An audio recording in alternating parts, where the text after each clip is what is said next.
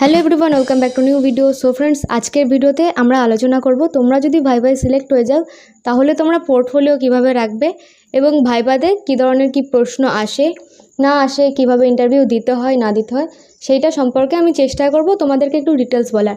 আর একটা জিনিস আমার ভীষণ ইচ্ছা হচ্ছে বলতে, অনেকে তো সোশ্যাল মিডিয়ায় কাজ করছে। আমি আজ থেকে প্রায় 5-6 বছর আগে শুরু করেছিলাম, তখনকার জার্নিটা অন্যরকম ছিল।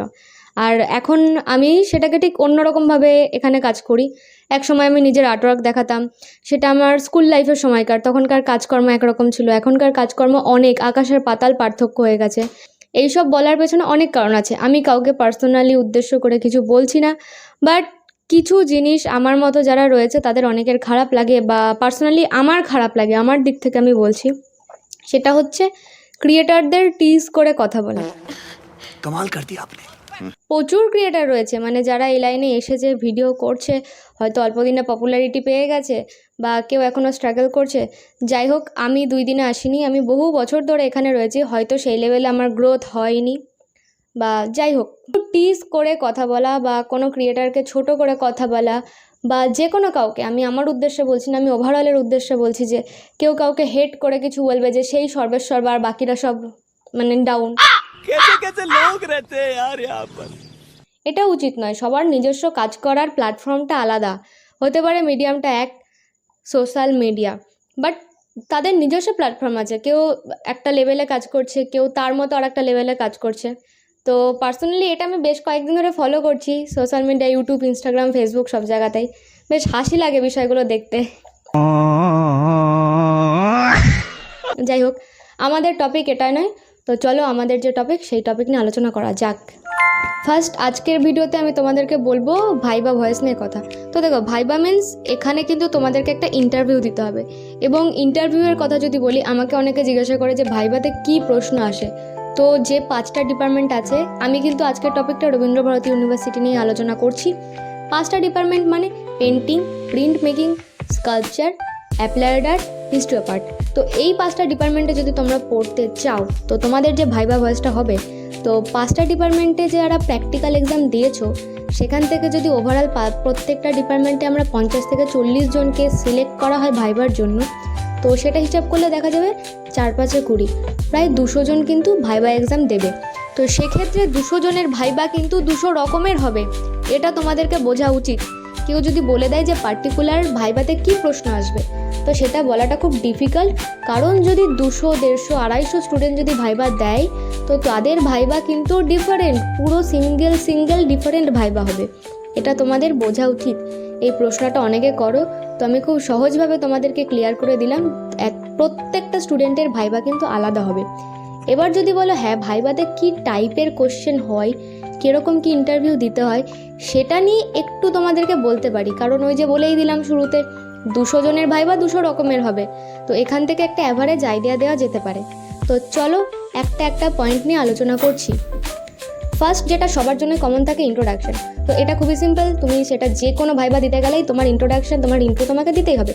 তোমার নাম, ঠিকানা, অ্যাড্রেস, এবং তুমি ইন্ট্রো এবং নিজেকে কীভাবে প্রেজেন্ট করবে সেটা তোমার ব্যাপার।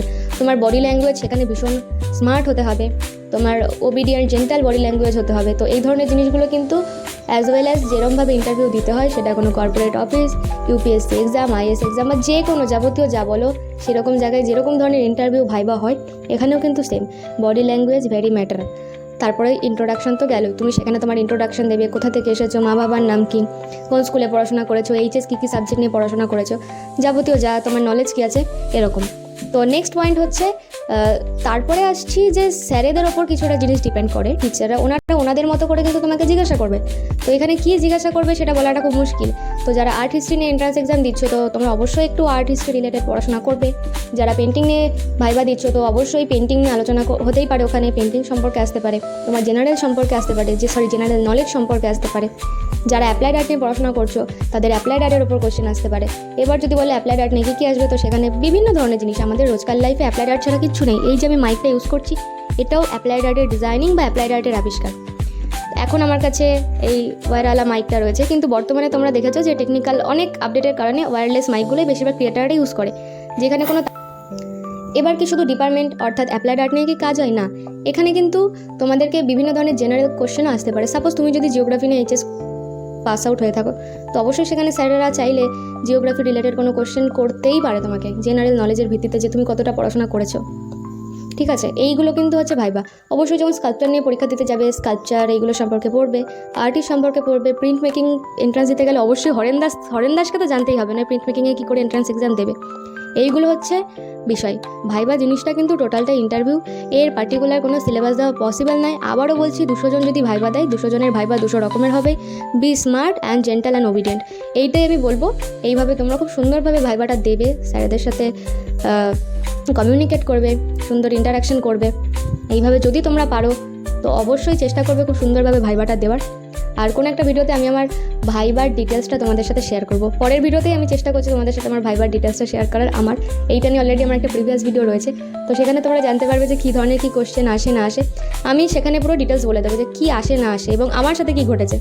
তো এই ভিডিওতে তোমাদেরকে ওভারঅল একটা নলেজ আমি দিয়ে দিলাম। এইভাবে মেন্টালি প্রস্তুত হও, একটু যে ডিপার্টমেন্টে চান্স পাবে, এখনও তো মেরিট লিস্ট বেরোয়নি, তো সেই মতো রেডি হতে থাকো। বা পরীক্ষা দিয়েছো, তোমাদের একটা মিনিমাম আইডিয়া আছে যে এখানে আমার নাম আসতে পারে, নাও আসতে পারে। তো এটাই বলবো, একটু ডিপার্টমেন্ট বেস পড়াশোনা করো, জেনারেল বেস পড়াশোনা করো, ব্যাস এইটুকুই। আর বাকিটা ভগবানের ওপর ছেড়ে দাও।